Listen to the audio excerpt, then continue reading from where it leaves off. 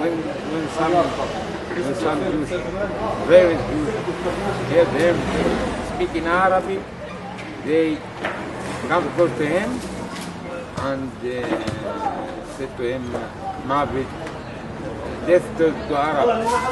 And they start to say something not good. Come one from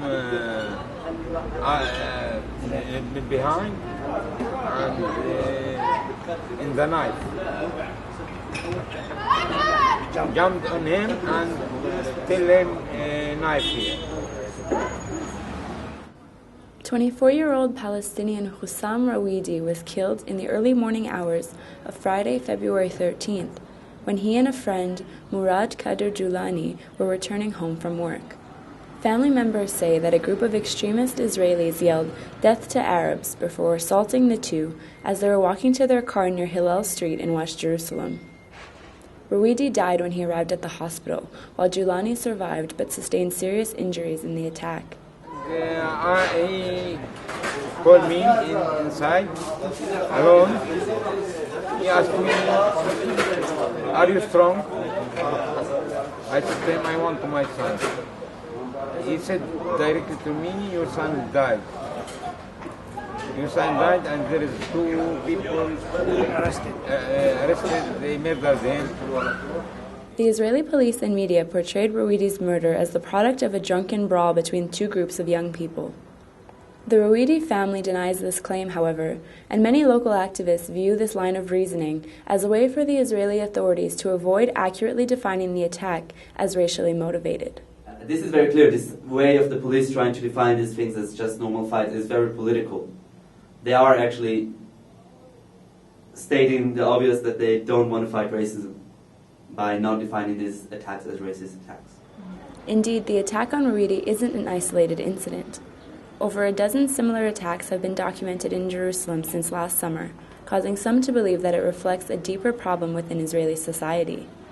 In November 2010, for example, a Chilean tourist was beaten near Jerusalem's Independence Park and sent to the hospital when he was mistaken for a Palestinian. A month later, the Jerusalem Post reported that a group of 9 Jewish teenagers were arrested on suspicion that they committed a string of attacks on Palestinians in Jerusalem.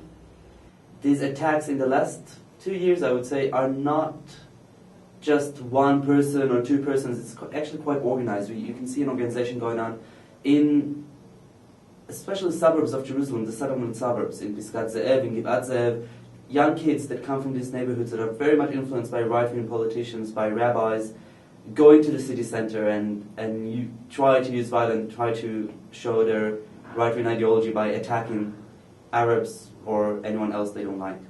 The Israeli police have arrested 2 young people in relation to Hussam Rawidi's murder. Still, Bachtal says that more needs to be done in order to demand accountability for this type of crime.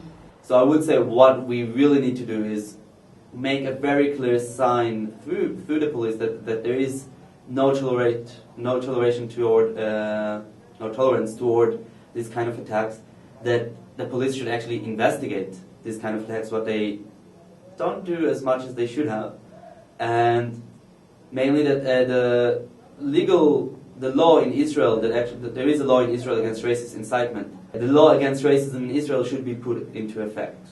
This law that actually defines in a very problematic way what is racist incitement should be used against these rabbis, against these politicians that actually call very, very clearly for using violence against minorities inside Israel.